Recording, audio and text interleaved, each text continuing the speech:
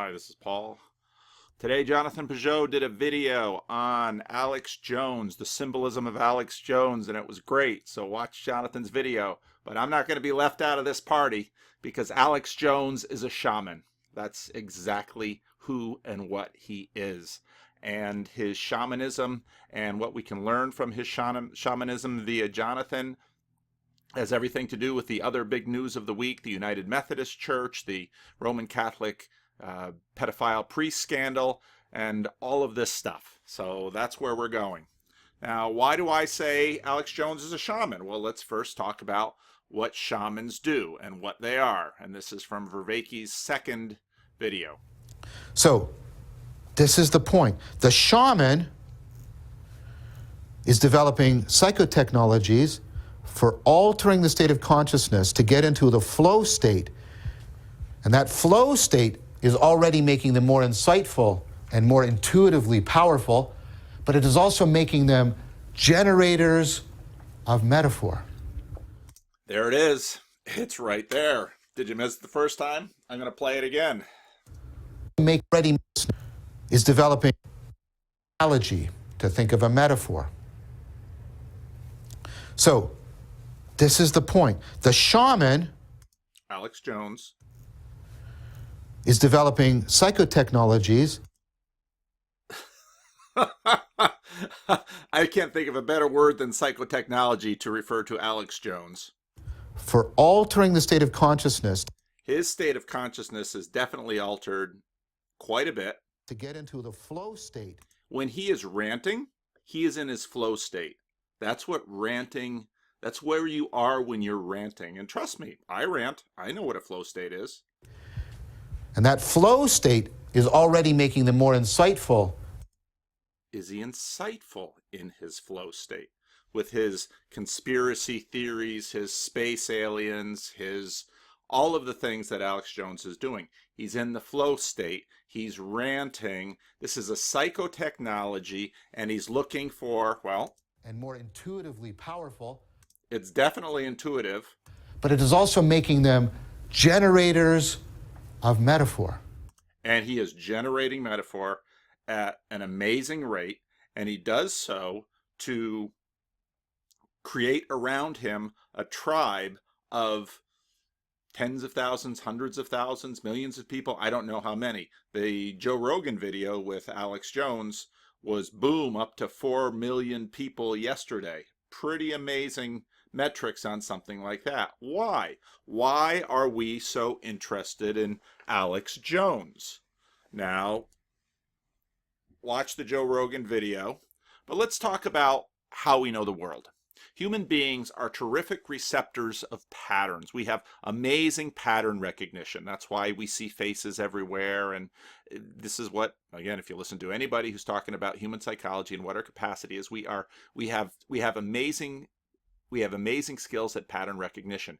Now, the dominant environment for pattern recognition and broadcasting our pattern recognition, because that's what we do in culture. We take those patterns and we multiply them throughout the people. That's what it means to colonize other people. That's what it means to have influence in the environment, is that the patterns you see are picked up, learned, and broadcast by the patterns of the other people. Human beings are like mesh networks.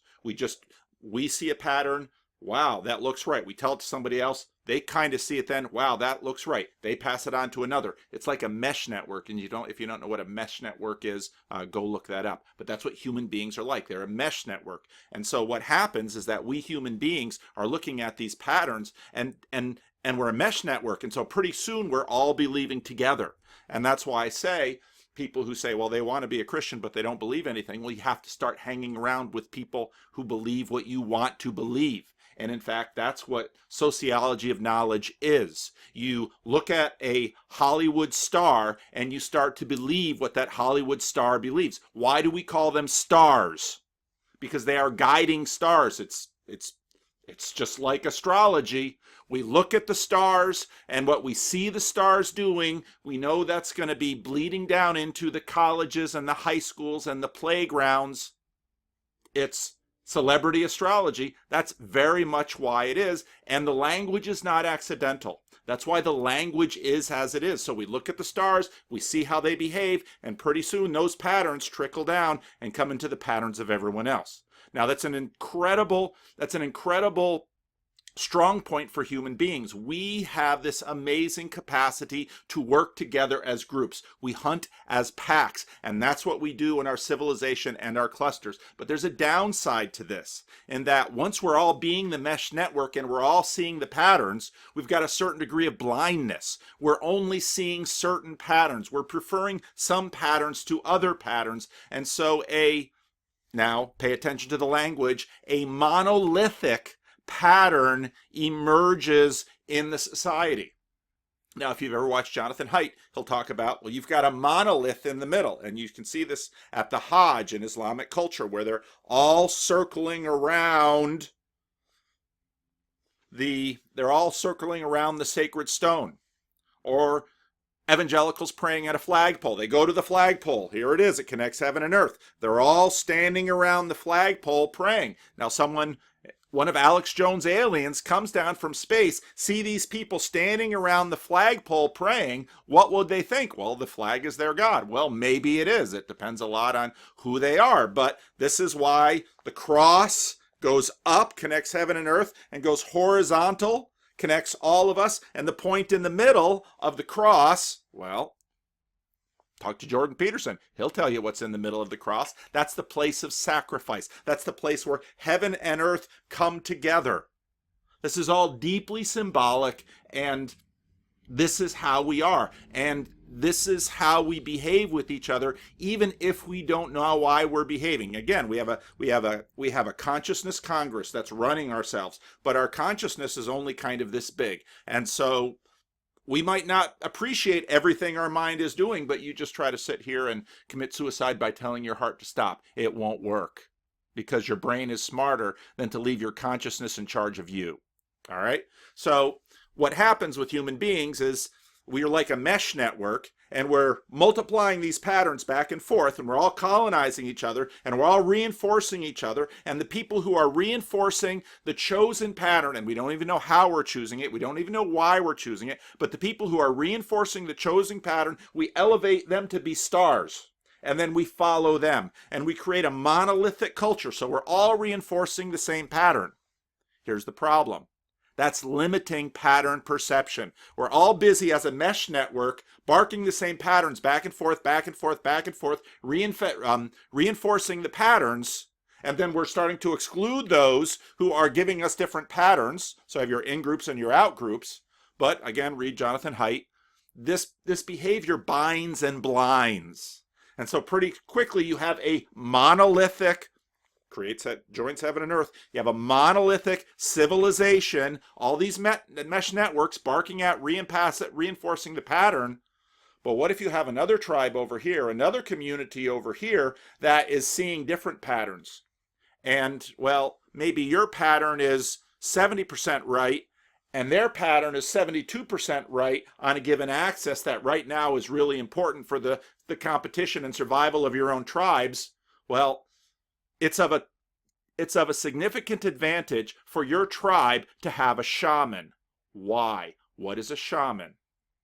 A shaman, again, watch John Vervaeke's episode 2 of his meaning crisis. A shaman employs psychotechnology to enter altered states of consciousness in order to see patterns that the mesh network is not necessarily duplicating in the network.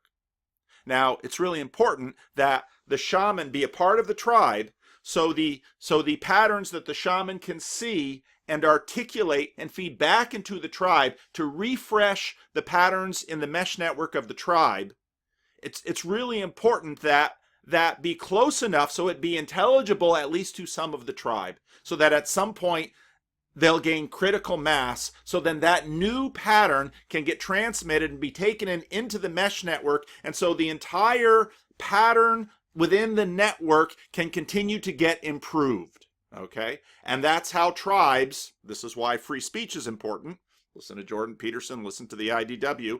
So that way you can continue to improve the pattern of the tribe to hopefully have that more in sync with the real world out there to help your tribe actually flourish. Because to one degree or another, the degree that you flourish is the degree that your patterns accurately connect with this world outside of ourselves.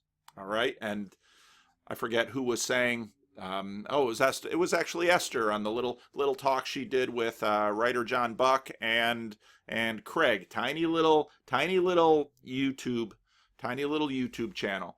And she said the best question she ever asked Jordan Peterson was, if all human beings would die, would God cease to exist? Boom, right there's the question, because the question is, well, what is God? Well, to a certain degree, the representation that religious communities give of God is an attempt to somehow sync up, well, it's connecting heaven and earth, to sync up with all the ultimate reality out there, that which governs reality. So essentially, the tribe's religious patterns try to connect up with the God and reflect the God. Think about Moses receiving the law. The God says, here are the patterns, live them out. Look at Hammurabi's code, same thing. That's what's in the story. Here's the patterns. If you live this pattern, read the book of Deuteronomy. If you live this pattern, you will flourish. If you break this pattern, the pattern is the covenant. If you break this pattern, the land will vomit you out. That is what the book of Deuteronomy says. So here's the pattern. Now, then suddenly you're into kind of this karmic situation, and look at the book of Job. The book of Job pushes against karma. So what you have are all these patterns, and they're all in the community, and they're all in the mesh network, but the job of the shaman is to resist all of the patterns and to go out and to get new patterns, better patterns, improved patterns, alternative patterns. And then what you do generally, so again, read the Bible. Bad King Ahab doesn't like to listen to Elijah. Why? Because someone says, well, isn't there a prophet in the land? Yeah, there's Elijah. Well, why don't you call him? I don't like listening to Elijah because he always tells me things I don't like. Okay, so you have your group think. And Ahab didn't liked his group think. Okay, it was working for him. He had his wife from Tyre. They were Tyrian Baal they put up the temple to Tyrian Baal in Samaria. He got to get Naboth's garden, all of these stories, okay? But he didn't like Elijah because Elijah was coming in saying, you can't do that. You're answerable to God. And then, of course, Elijah slays the prophets of Baal. And then, of course, Jezebel says to Elijah, I'm going to kill you. All right? So the shamans, the prophets, are outliers. And they've got a psychotechnology. God speaks to Elijah. Elijah says it to the king. And the king says, that's not what's on my mesh network. You're harshing the mellow we've got circling the temple of Tyrian Baal here in Samaria, and I'm going to kill you to make you stop. It binds and blinds, but this is what shamans do. All right. Now, the tribe employs the shaman, rewards them with food, with status, with privilege. The information that the tribe gets from the shaman is, in fact, privileged. The shaman employs a psychotechnology to see the world in a different way. The tribe offers some privilege to the shaman in order for the tribe to see the additional aspects of the world through the shaman's eyes. And this dynamic is always difficult, because prophets that say things that are out of sync with what's on the tribal mesh network that's being repeated between the people, well, they tend to be outliers. And often what will happen is they'll be reinforcing the pattern on the mesh network. Some calamity will happen, and maybe the dude with the sandwich board that says 3 more days and Nineveh will be overthrown, then suddenly they listen to him, because they say, oh, well, we'd better listen to this guy because we want to survive. And then he says, well, the God of Israel, myself being Jonah, the God of Israel says that you should repent. And so the king goes to sackcloth and ashes, and all the people repent. And then, of course, Jonah is ticked off because Jonah really wanted God to smite the Ninevites, because the Ninevites were being tyrants over Israel and colonizing Israel. So again, these are the games of the world. But the smart tribe privileges the shaman, but often the shamans, if there are multiple shamans, they're in competition. And it's all in competition in terms of trial and error. Can you predict, Nate Silver, did you predict Obama would win? Yes, we're going to elevate you and reward you with status and money. Nate Silver, did you predict that Trump would lose? Yes, you were wrong. Your status is reduced. You're not going to be on ABC News every day telling us who's going to look into the future. So then Nate Silver's going to have to readjust his shaman skills and look at other patterns. Now his psychotechnology is statistics. And he's looking at sports. And everybody knows if, gaming sports, I play fantasy football. Trying to predict who's going to do what in fantasy football, well, that's a huge deal. And those who are shamans in fantasy football, they are rewarded. They use psychotechnology and they are rewarded with status and with wealth and with food. Alex Jones has been rewarded, but he's also been an outcast. The tribe offers some privilege to the shaman or exiles him in order for the tribe to see the additional aspects of the world through the shaman's eyes. That's what the shaman offers. The shaman offers new patterns into the mesh network so that the tribe can begin to embody the new patterns, and with this new embodiment, flourish in the world, outcompete their rivals, gain wealth, status, privilege, power, win, be on the right side of history. That's how all this works. Now, this is tied to his idea of divine revelation. What is divine revelation? Divine revelation is, it's God reveals to Moses the pattern and tells Israel, live by it. That's divine revelation. You get to look behind the appearances to that which is hidden. Okay, that's really critical in terms of understanding Alex Jones. Listen to Jonathan Pageau talk about it. Jonathan nailed it. Listen to what is hidden. It's all about what is hidden, because we have a sense that there's this causation and correlation, and we're saying this happened and this happened. There must be something underneath that's causing it. Well, we have that all the time in science, right? Someone drops dead.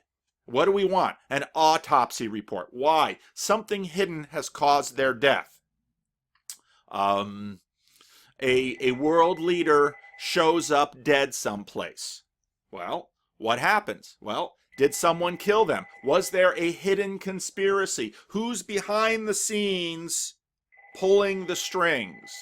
And see, I'm just not smart enough to unplug my phone before I make videos, but it'll stop ringing now. Look at that. I predicted it. Just like Jung and the report with Freud that freaked Freud out. Except I know when the fax machine clicks. Anyway, it's tied to divine revelation, and that is the privilege mechanism. And this is part of the reason, well, if you look at, say, the celebrity atheists and the move to debunk the Bible, they essentially are put into the societal mesh network. The Bible is a bad guide. What God said to Moses, well, that's not right. Don't follow that. If you follow that, you won't flourish in the land. Now, shamans will espouse an alternate world. Now consider the cult of diversity. And if you listen to Jonathan Haidt talk about diversity, I think Jonathan Haidt gets it exactly right. Diversity is really important because what diversity offers are alternative pattern recognitions. Now pay attention why in the now I can't think of the name of the movie. The Jim Carrey movie, and then the Jim Carrey movie. Why is Morgan Freeman God? Why is a black man God? Well, he's the alternative. And just watch. Now I'm not making a shallow racial argument here. What I'm saying is that, so in Victorian culture, men were powerful, women were holy. Why do you separate the powerful from the holy? It's a shamanistic impulse. In American society, white is powerful, black is holy. And you see this again and again. if you watch movie representations of white churches, they're usually old, boring, and not terribly relevant. Go to the black church.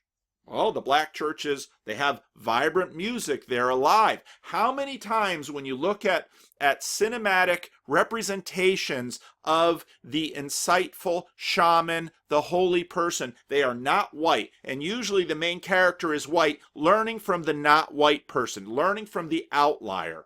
Listen to Peter Rollins. He basically embodies this whole scheme.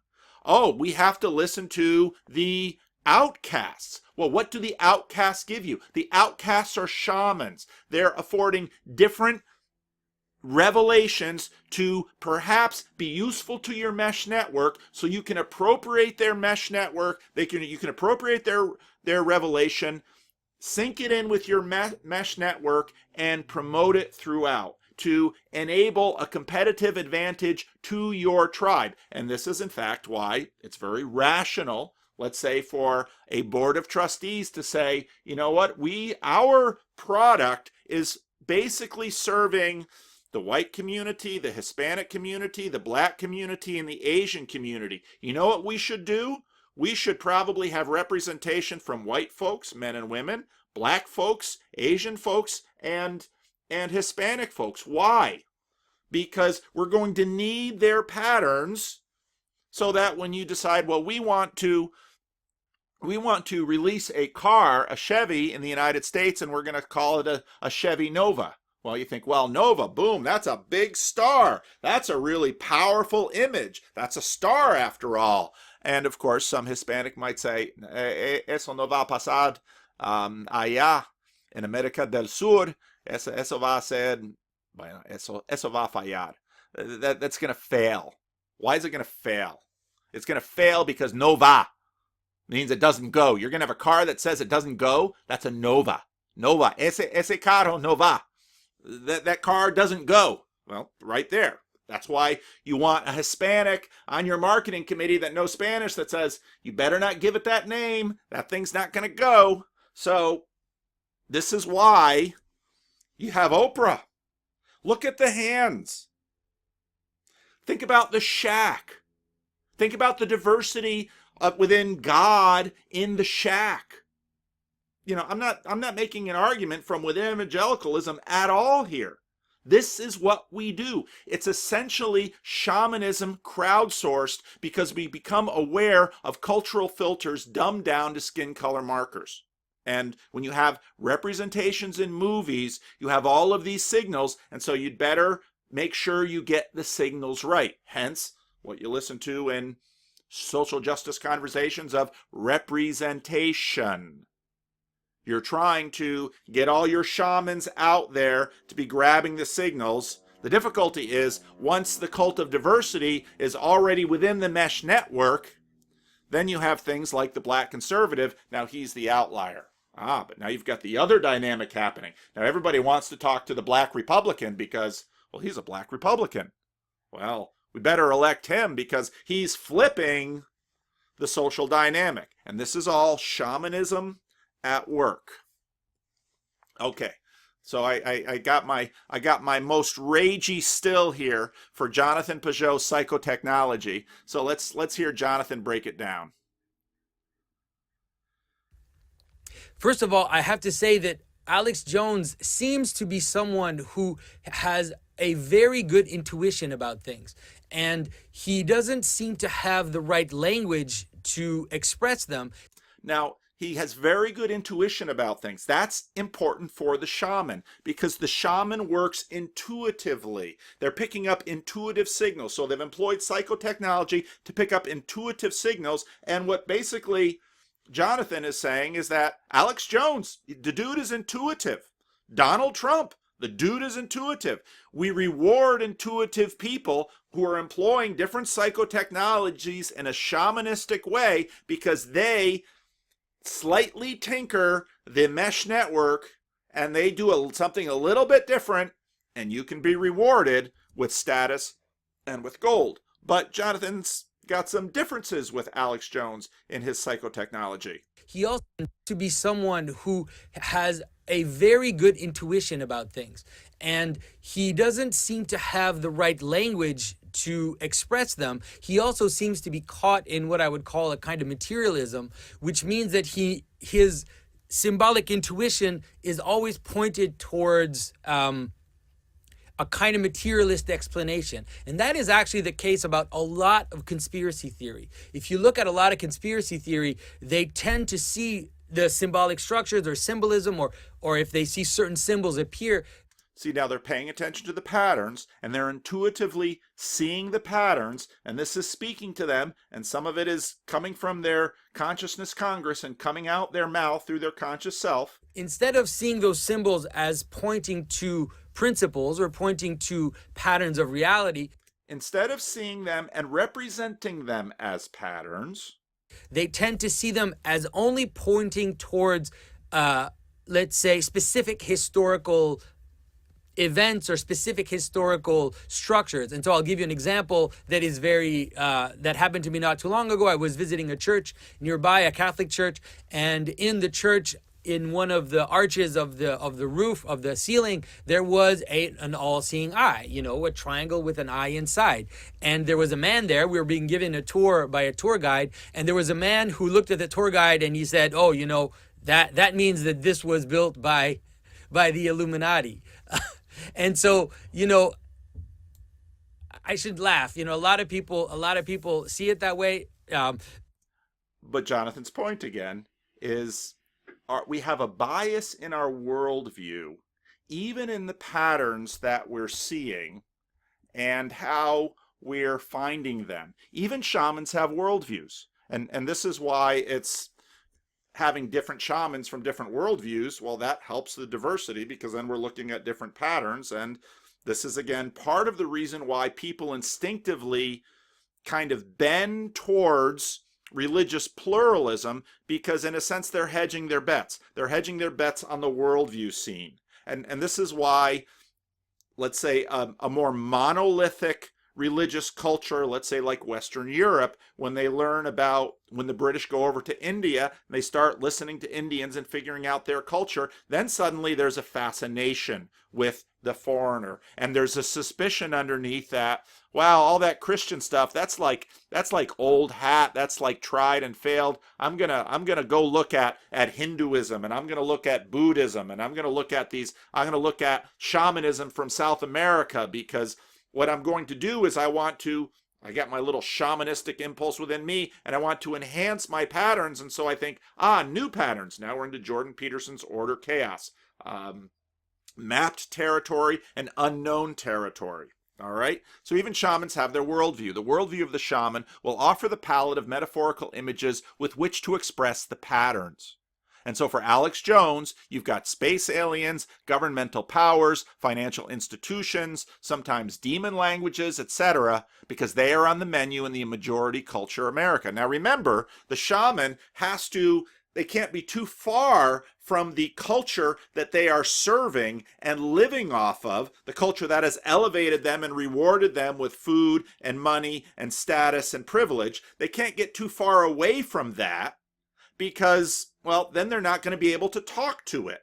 It's got to be intelligible. It's got to be colonizable. It's got to be something that the virus has to be tuned enough for the right species so that the idea can go viral, infiltrate the mesh network, and start getting repeated. And this is why, to one degree or another, when the social networks kicked Alex Jones off, in some ways, they elevated his status. Now he's more of an outsider. And so to that degree, he's for certain people, yes, he's going to be over the pale.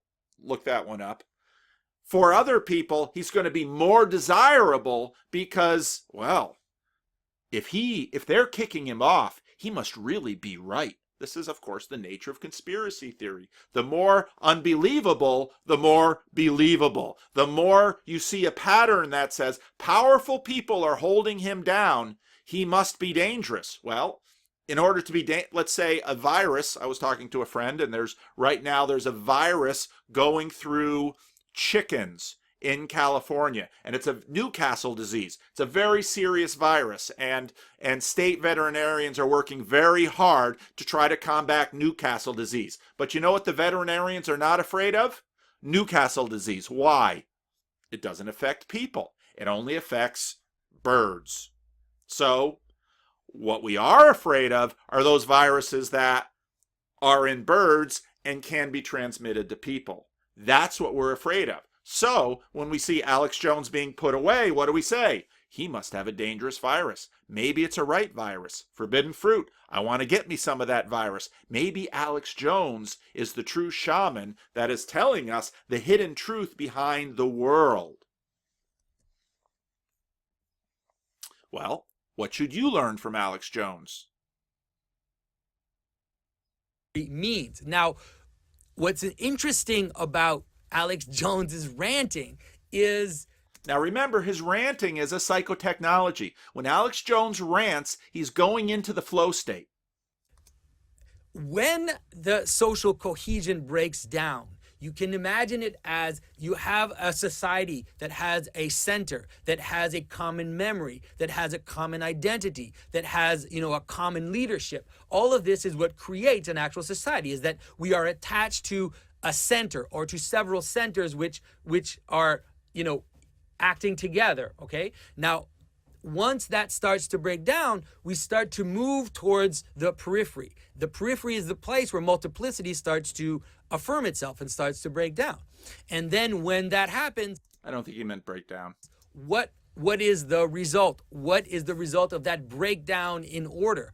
Two things. One is a desire for tyranny, a desire to create something which will regain control over the control that's been lost. And you can hear that in the conspiracy theory about the notion of a one world government, the idea of, a secret elite which is trying to control our society, our culture, is trying to control us. And so you see in the conspiracy theory a normal understanding of what happens when societal structures break down. When the center starts to stop holding, then one of the reaction is to overcompensate.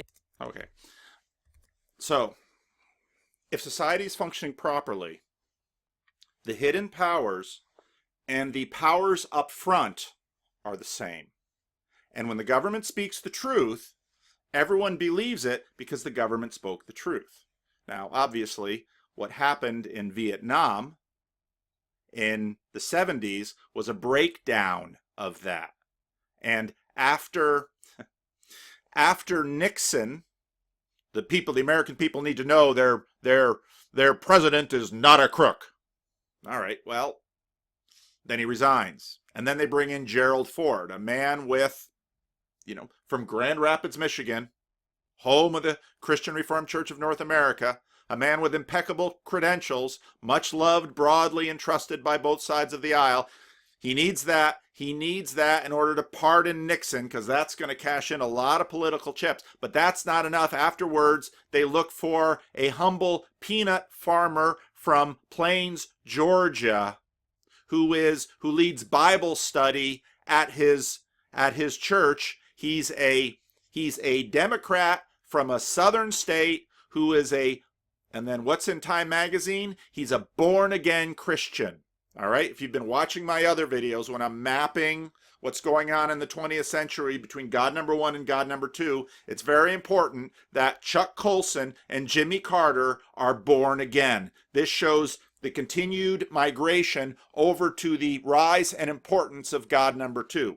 Now, it'll be in the wake of the 9/11 that the four horsemen of new atheism rise up and, for the most part, attack God number 2. And that's why it's important that now the reflex action where it's swinging back is embodied by Jordan Peterson, who is revivifying God number 1. And if you want to see my videos about God number 1 and God number 2, they're on my channel. But I make so many videos, it'll be hard for you to find. I'm sorry. That's the way it is. I'll make more videos about God number 1 and God number 2. But God number 1 is basically the God that's built into the world. And this is the God that Jordan Peterson is finding. And even though people don't know it consciously, God is more believable even God as an idea and a governing thought via Jordan Peterson, because that's God number one versus God number two, which is the relational God who hears you when you pray. It's the seeing, it's the guy that's very much, the God that very much has personality. And so in some ways it's Elohim versus Yahweh. In some ways it's the God of the Old Testament versus the God of the New Testament. All right, and so those dynamics are at work in there. Now, what happens when the structure that is visible, when everyone in their shamanistic impulses begins to believe that the structure that is visible is corrupt, they will begin looking for a power behind it to make sense in order to predict the future. So that's when you have QAnon. That's when you have conspiracy theories. That's when Alex Jones comes in and says, you know the real reason to make sense of all this craziness in Washington? Well, there's a conspiracy. And that conspiracy, there's a real power behind the scenes. The power up front, that's not the real power. They're not really in charge. There's someone behind pulling the strings, okay? So the hiddenness is important. And so then you have, as Jonathan was about to say, when that breaks down, there's a dual impulse. One is tyranny, a need to gain control. The other is chaos, a need to just give yourself to intuition. Now both of those are reasonable impulses to corruption, because corruption means, well, things are out of control and the systems are going to be working against that which the systems ought to serve. But what happens then is, okay, so we have to nail it down, or we have to let it go wild. Well, look at Obama. No drama Obama. No scandals during his administration.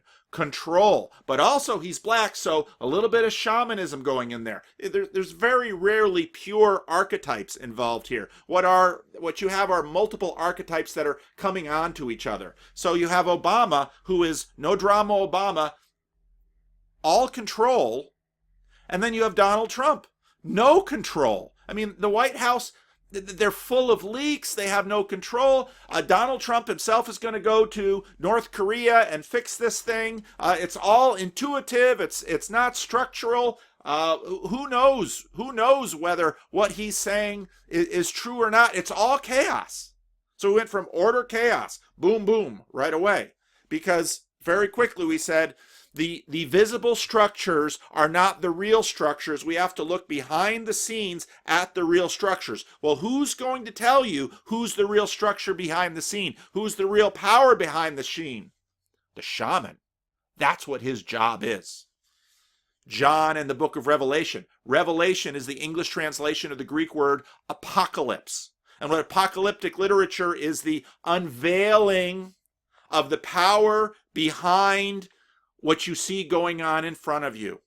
It's the unveiling of the sun that is only seen and disrupted by the movement of the shadows on the cave wall in Plato's allegory.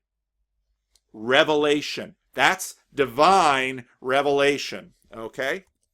Oops. Now, correlation and cause. So we see things happening and we say something is causing this stuff. But we've lost faith in the visible, and so now we're looking at the invisible.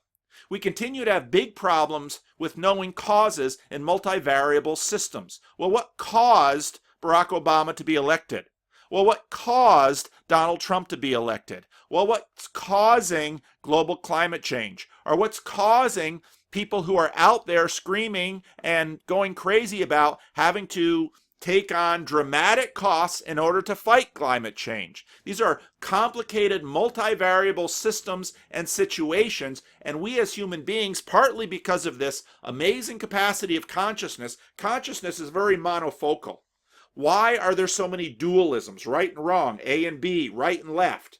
Well, we love dualisms because they're simple, and we can manage that in our conscious mind. You get beyond 2 to 3 or 4, well, maybe you can hold a 7 a 7-digit number in your mind, but you get out to 9 and it gets a lot harder. Our consciousness is limited. It has limited bandwidth. So we reduce things into A, B, simple, black, white, A, B. We do that because we can manage that well.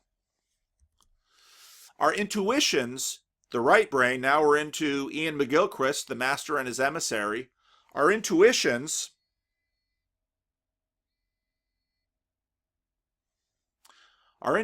pick up the patterns and tell our left brain to go looking for causes. So when you look at the split brain studies, something happens over in the one hemisphere and you ask the left brain to tell us what happened. And they'll make up a story and they'll completely believe the story. That's its job. It's to find a cause for an event that happened. All right?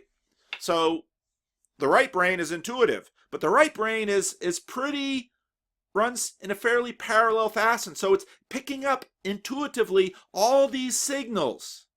And the left brain is kind of spitting it out my mouth right now.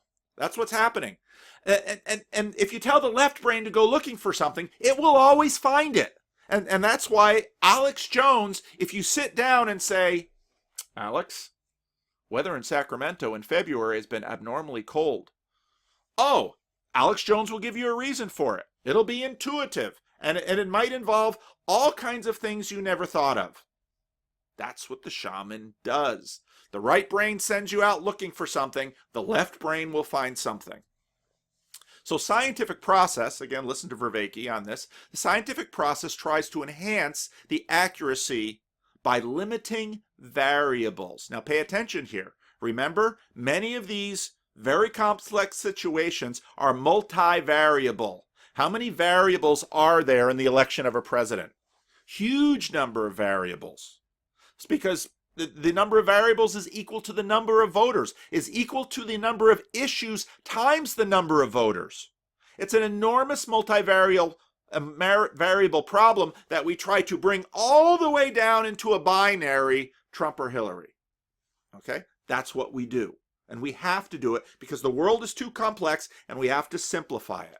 So the scientific process tries to enhance our accuracy by limiting variables. Well, let's say we have a team of really smart scientists and they come up with all kinds of, well, what are the variables involved in electing Donald Trump to president of the United States? Let's say they come up with a list of 10. We already know 10 is way too small. Let's say they come up with 7. Well, there's way more variables than 7, but 7 is still too big. We get it all the way down to 1. Well, it was the Russians, or it was the culture war, that it was because Hillary left her stance on abortion that says we want abortion to be safe, legal, and rare. Well, then she became all the way woke on abortion. So then all these pro-life Democrats said, nope, not voting for her. We reduce it down to 1. Why? Because there's only one variable? No, because that's what we can live with. That's what individuals can live with. So then you have lots of individuals with their variable that gets into the mesh network and boom, boom, boom, boom, boom, boom, boom. We're all this chatter over the mesh network. We're all trying to get into sync and we're trying to work out this. So then we're playing games in order to we're trying to process how to figure out which variable was it. Was it the Russians or was it Hillary? Did Trump win the election? Did the Russians win the election? Or did Hillary lose the election? What was it? Well, we need to know because we're leaning forward and we want to know what's going to happen in the next election. But remember, it's a multivariable problem. So we've reduced it to 1. The left side has reduced it to 1, and now it's putting that 1 out over the network, and the network's trying to get in sync so that we can cooperate in order to outcompete our adversaries and our rivals. And then the shamans are out there, and they're saying, you know what it was? It was the aliens. It was the deep state that tried to get Hillary elected, but other more powerful players made sure that Donald Trump got elected. That was the cause. Now, switching gears. The other big story of this week was the painful split of Methodism.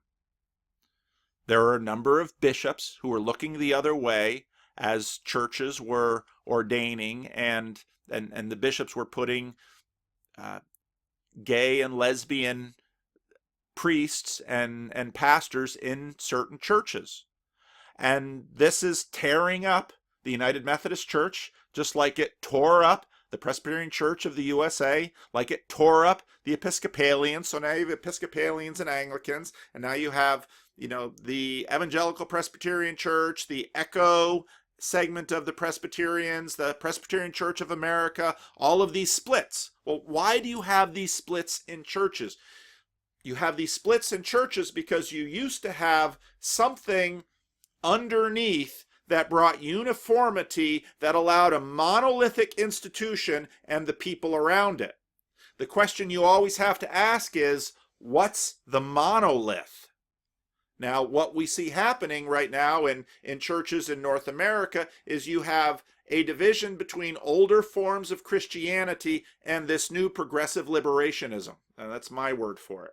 Progressive liberationism basically says that what the moral path of it comes out of expressive individualism, Robert Bella. It comes out habits of the heart. You can read Robert Bella's book. It's what's in American culture. And so your church, remember, your church in a sense is supposed to have some kind of shamanic power to give alternate patterns of knowledge to its members to outcompete the other members. Remember, all of these tribes are all nested. You have yourself, your consciousness congress, you have your nuclear, maybe you and your spouse, you have you and your spouse and your kids, then you add the cousins, then you add the grandparents, and then you add the friends, and then you add the neighbors, and then you add your neighborhood, and then you add your city, and then you add your state, and then you add your country, and then you have people who are pasty white and Dutch, then you have all Dutch, you have all white people, and so on and so forth. And I mean, there's just multiple variables that go out. This is Jordan Peterson when he talks about Pageau, this equilibrated state. And you have the people, you have your ancestors, and you have the people who you're going to be ancestors to, and you're connected to all of these people, and all of these people are in all kinds of different tribes. And so your church is supposed to be a shamanistic thing to you, and you talk to the pastor, and this pastor is supposed to give you alternate patterns so that you can in fact improve your life. And what you do actually is you listen to the pattern and you sift through all the stuff you listen to the pastor and you sift through all the stuff that the pastor says, and something rings. Relevance realization. Again, John Vervaeke. Something rings. And you say, wow, pastor, that's revelation. And as a pastor, you commonly have the situation where after the service, someone will say, pastor, that video really changed my life. And I'll say, what changed? What, that video? That's the YouTube thing. Pastor, that sermon really changed my life. I say, what changed your life? What did I say in the sermon that really moved you? And then they'll tell me. And about half the time, I didn't say that. And about a quarter of the time, I would never have said that. But something I said changed a pattern in them, gave them a new way of thinking, at least gave them, it seemed relevant, gave them the hope at improving their life, and now they're going to apply it to their life, maybe, and improve their life. There's the basic process. So, why? Well, if you're participating in churches that are going through this, working through the questions of what is sex? What is marriage? What is a human being? What are the patterns in our life that bring us to flourish? What are the patterns that God has divinely given us? Notice how many times, I gotta be careful the way I say this. Notice how many times, notice the way the Bible is often used in these conversations, and that will give you a good insight into what patterns are being promoted in the different mesh networks. Now, these things often boil down to who we allow into leadership, okay? Because if you have a gay or lesbian clergy leading, they embody the monolith around which the community is circling, and the shamanistic antenna, as it were, that will be putting out, and they'll saying, look, by virtue of who I am embodying what is central to our message that we're trying to get out via our mesh networks. And so that's why these church fights always boil down to, well, will you allow gay clergy? Why? What's so special about clergy? The clergy embodies the values of the network. And in some sense, then the clergy is giving a privileged position to speak into the mesh network. Church leadership is representative in worship. What worship is in Christian churches, for those of you who don't know, is a drama that represents the relational dynamics between God and the world. That's what worship is. And different churches have different liturgies by which they attempt to represent the story of the world in their liturgy. All right? That's what happens in churches. And the clergy, the leader, has, well, it's called ordination. That they then become Christ, in a sense, for the rest of the church, and they then get to speak into the mesh network, but they also embody what's at the heart of the church. And this is why a lot of the fights in churches over the last 50 years have been leadership. Can a woman be a leader? Does a woman, by virtue of her sex, can that embody the archetype of what the church is about? But pay attention, that's not the only church drama going on. Frederick Martel came out with a blistering book about In the Closet of the Vatican. And I first came across this in Andrew Sullivan's piece on the Vatican's gay elite. And I read that and I thought, wow. And Andrew Sullivan said, I believe it. Well, then you go over to Rod Dreher, and Rod Dreher says, oh, there's some of them out there, but it's probably not quite what Frederick Martel says. And so what that means is, okay, now this is in the mesh network. Frederick Martel has brought in a pattern and is putting it via the book out into the mesh network, and all of the little gatekeepers are processing it. And Andrew Sullivan says, yeah, that's what's going on in the Vatican. And Rod Dreher says, there's some of that going on, but I don't think anywhere to the degree that Martel says. But they're all processing it within the complexity of everything that's going on. And then Dreher looks at a review by James Allison. And they're giving a footnote. And then he, being a gay man, decides to do some gay-splaining to those of us who are straight. This is where my gay-splaining is often difficult for straight people to understand. By comparison with the issue of first-person truthfulness concerning being gay, the issue of continence is, for most clergy gay men, I should look that word up, nugatory. Well, let's just go over to my browser.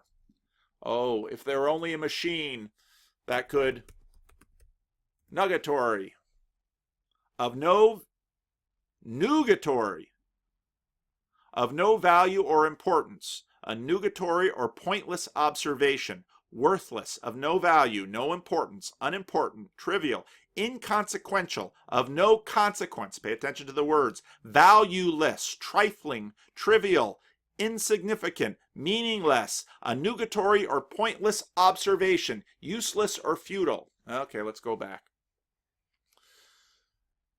By comparison with the issue of first-person truthfulness concerning being gay, that's very important.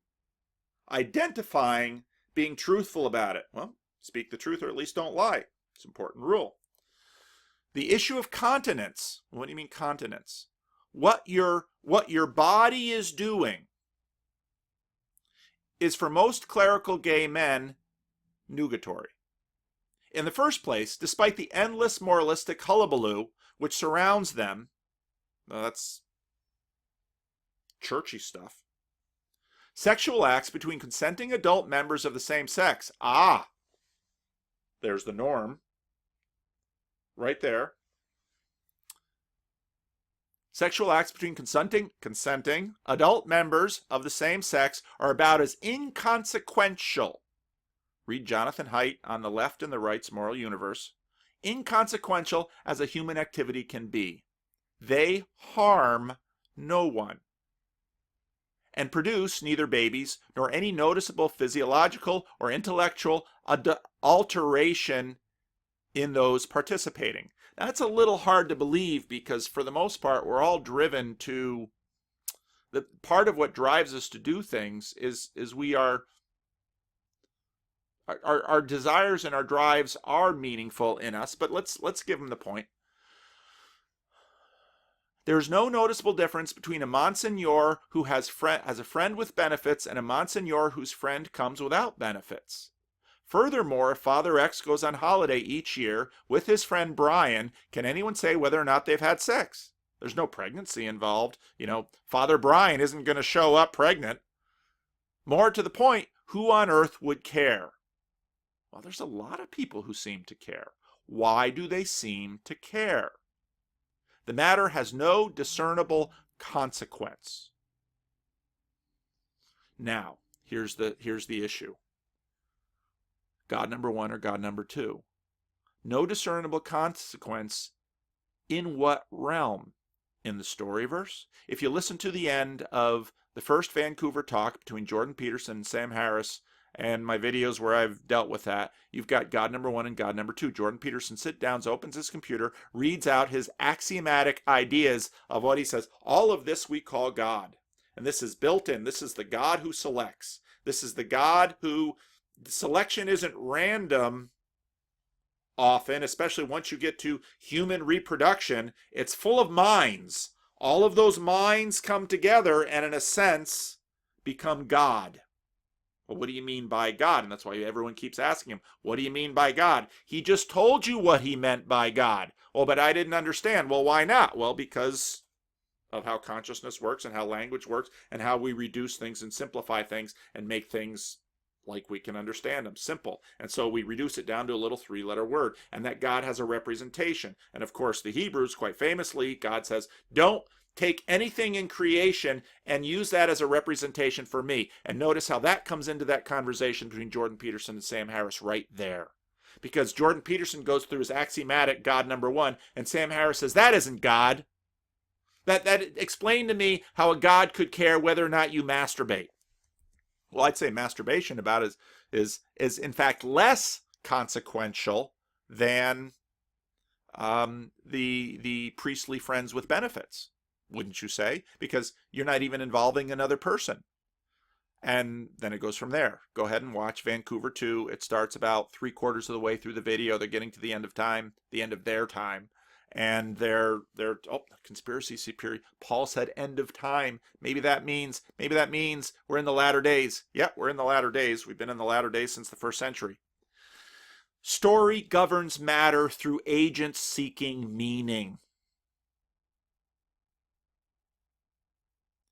If the priests weren't seeking meaning with each other, they wouldn't be doing with each other what they're doing. If there wasn't any meaning in the story with respect to priestly behavior, churches wouldn't try to govern the behavior of priests. Story governs matter through agents seeking meaning. The gay-splainer can assert that priestly friends with benefits is inconsequential. But the gay ally must maintain zeal until the lack of affirmation is banished from the earth. That everything be done in earth as it is in heaven. At some point, you're going to have an heavenly axiom. And you're going to try to promote that heavenly axiom as a shaman into the mesh network. Nadia Bolz-Weber has become a very famous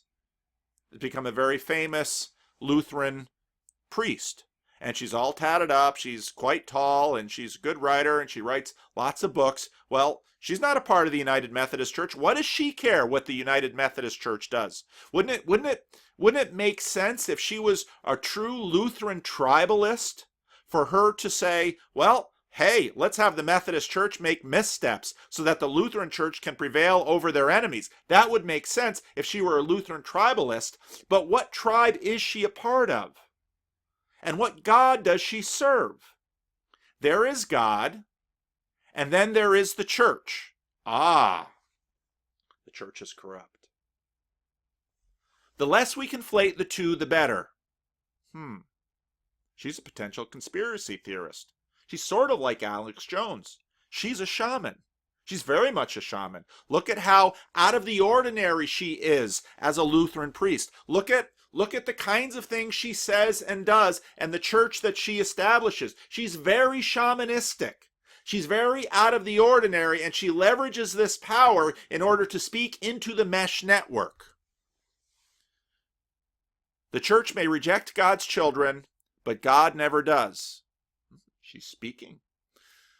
To my queer siblings, I'm so sorry. You are glorious. There's so much built into this tweet. Story governs matter through agents seeking meaning.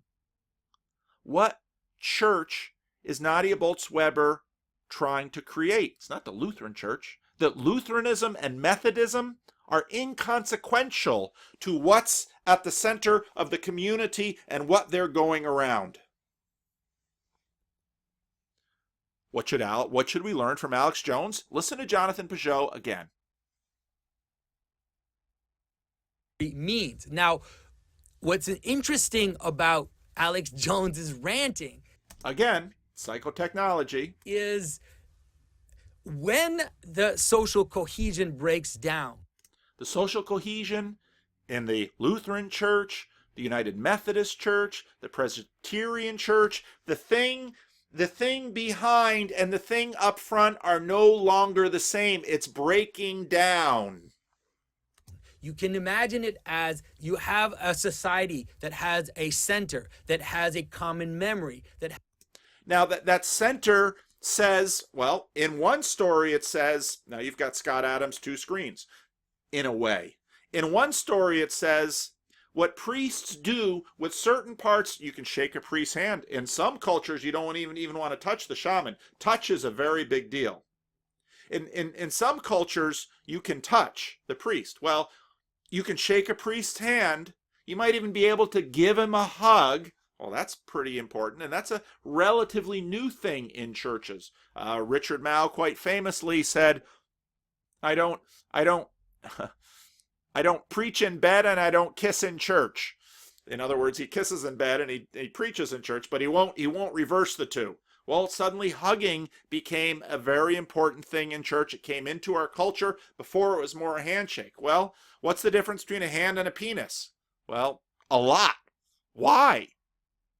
What's the difference between a hand and an elbow? Well, some. If someone shakes out in the Dominican Republic, you would put out your hand and they had dirty hands, they'd put out their arm and you'd shake their arm. Every cultures have their own thing. Well, our head is presentable. Our hands are presentable. Some cultures, you won't see a lady's ankles. Some cultures, you won't see a lady's underarmpits. Breasts are off limits in some cultures, not off limits in other cultures. Some cultures, if you see a pregnant woman, you're allowed to put your hand on her belly. Other cultures, that could even be illegal. We have a lot of different associations with different body parts, and what we do with those body parts are important. If I stick my finger in your eye, well, that's usually, even the saying has a connotation. But within the story, what priests do, because they're representative with certain body parts, is a world of importance. Now, what would be interesting to ask James Allison would be, does the same go for married people? Now, you might say, well, honey, I didn't commit adultery because I was involved with another man with my penis. And that was inconsequential. The other man wasn't a woman, so therefore it's no different than shaking hands. It's nugatory.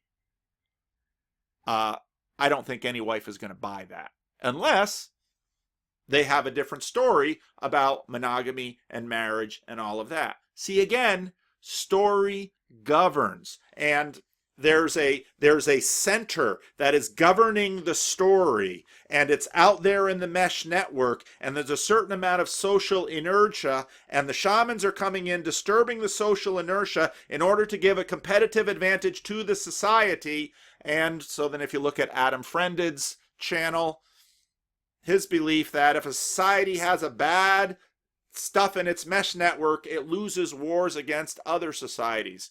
I think there's some truth to that, but the problem with his argument is it doesn't really scale that easily. And it also has issues with time. But anyway.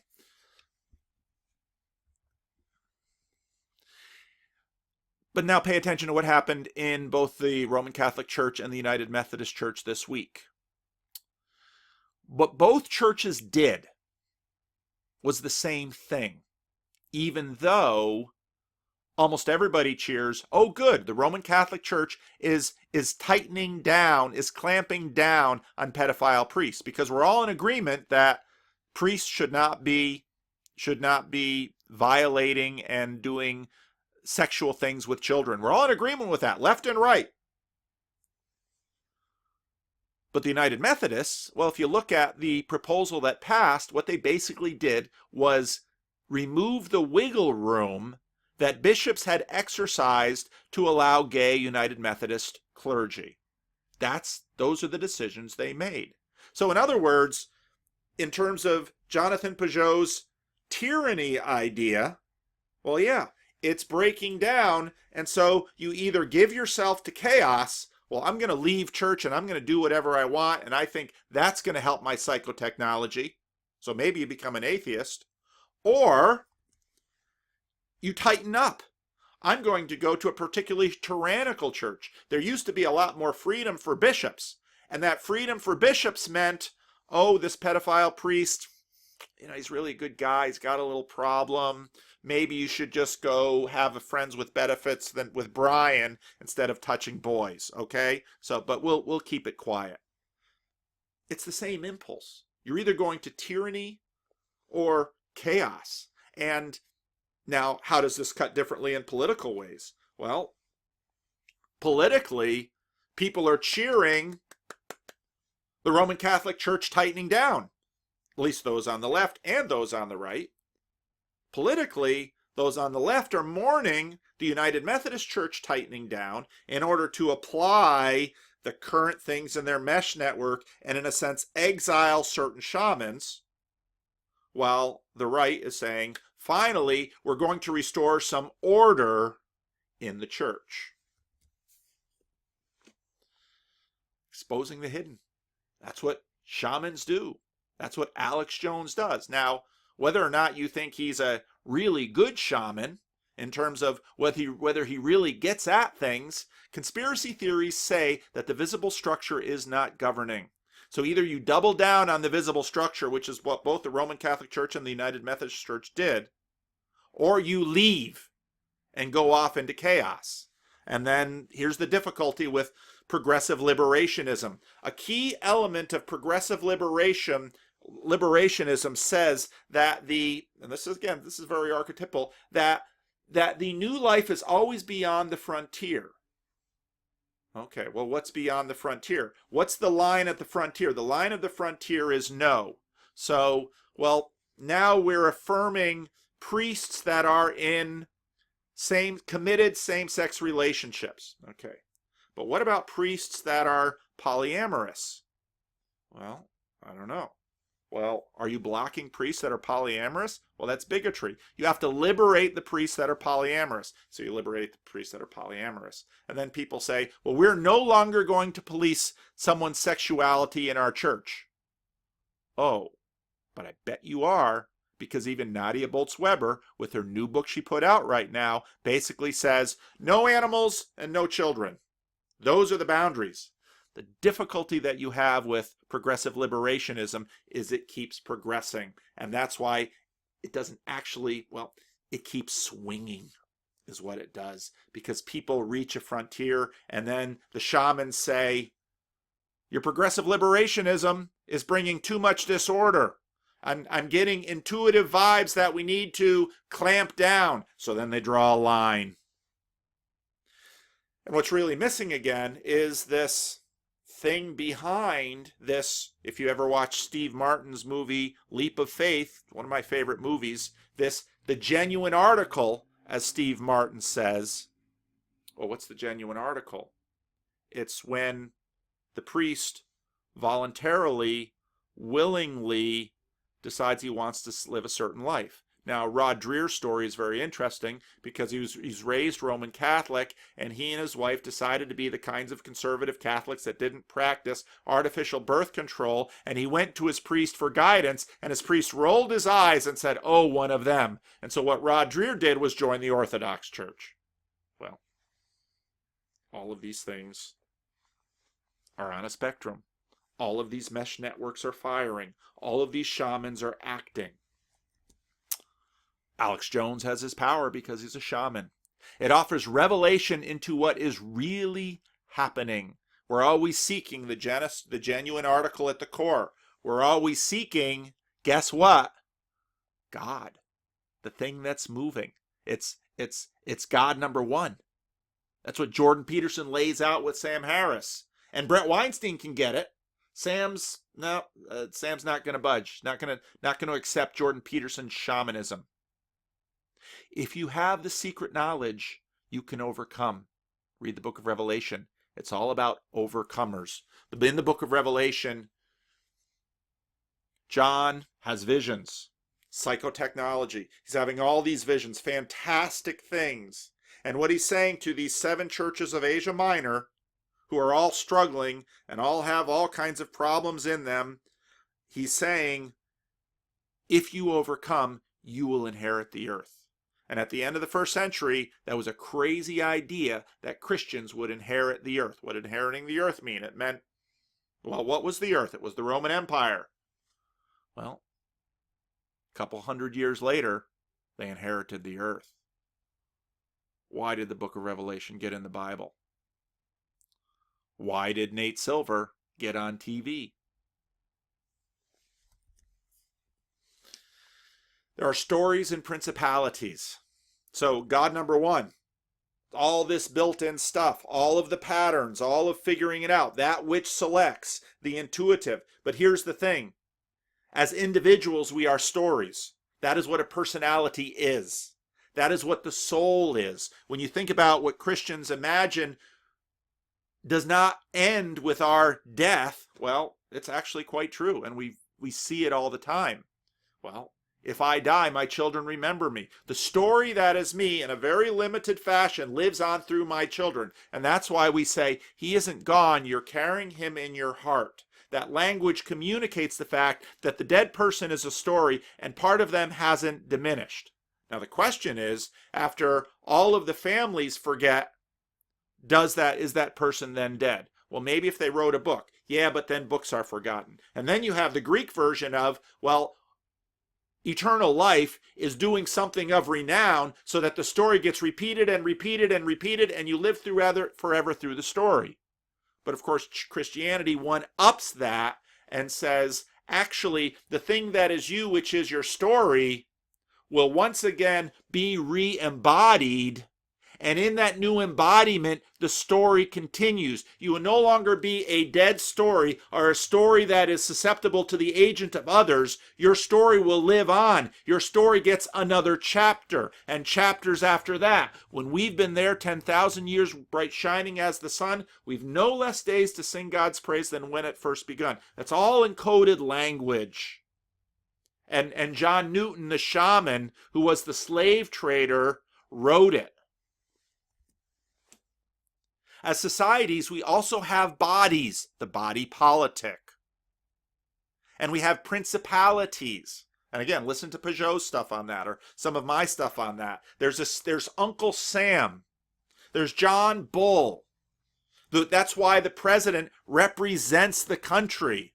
And why right now in a country that's kind of 50-50, there's consternation. And we swing back and forth. We have the order of Obama. And we have the chaos of Trump. And we're swinging back and forth. This is what we're doing. But there's principalities and powers in this. The stories tell us what private things are good and what are not. Independent report finds allegations against Willow Creek founder Bill Hybels credible. We care. We want to police Bill Hybels' behavior. Or at least we want, getting back to the first part of James Allison's sentence, we want the language and the story to We want what's up front and what's behind to be there. That's what we desire. It's called revelation. We want to know the true power. We want to see God. Stories govern. But narratives are complex. In many ways, what the United Methodists had to face was that the woke coalition that said racism and LGBT rights are partners in liberation together. And we have to listen to the marginalized voices that have been marginalized and repressed by colonialism. Well, it was all the African bishops that swung the vote for the traditional position. Well, you might say, oh, but it was European colonialism that had colonized these African bishops, so that evil strain comes through the African bishops and now back into the true church, the true white church, the true white church in America. It's the new colonialism. That's what the African bishops are feeling. African United Methodists won't trade Bible for $4. Well, it was the Bible that got colonized on them. Well, it was Jewish sexuality that got colonized on the Roman Empire, because in some funny ways, what the liberationist side of the United Methodist Church is looking something like the pre-Christian practices of the Roman Empire, sort of. Maybe, maybe not. Maybe that's unfair. Story and personal agent. Story will keep winning. Why? Because we are stories, and we live together with stories. And story is the protocol of the mesh network. We don't actually have, again, a mesh network. What is the mesh network? It's the riders on the elephants telling stories back and forth. And via the stories, we are colonizing each other, and we are framing it. And we keep telling new stories, and we keep framing the stories. And we keep taking history and tell it in a different way that pertains to us. And the shaman comes down from the mountain, and he tells a story. And he gives laws. And he does all of this thing in order for the tribe to compete. Stories keep winning, and they will keep winning. So when Jordan Peterson is talking to Sam Harris, Jordan Peterson is just right. And if you listen to the video I made this week earlier about the distributist, about feminism for everyone, well, we found something that won, feminism, and now we need feminism to mean intersectional feminism, so that feminism wins the day. It's polytheism to monotheism in liberation and progressive liberationism. That's what's going on. We keep looking for consolidation. We keep looking for consolidating personal causes behind the events, or a conspiracy. We want to know the true powers. We want to see behind the veil. We want to see God. The impulse to listen to Alex Jones is the desire to see God. And we know that somehow, because we see the corruption up front, that hidden powers are running things. And so via our culture, we listen to Alex Jones in a materialistic way, and we say, Alex, show us God. You are our star. We will follow you. We will keep rewarding the shamans. So, I should really put the beginning video at the end. Alex Jones is a shaman. Society is changing. The old poles are no longer holding. Migration is happening. We're looking for shamans. We're rewarding them with status and with money and with attention. They're becoming stars that we follow.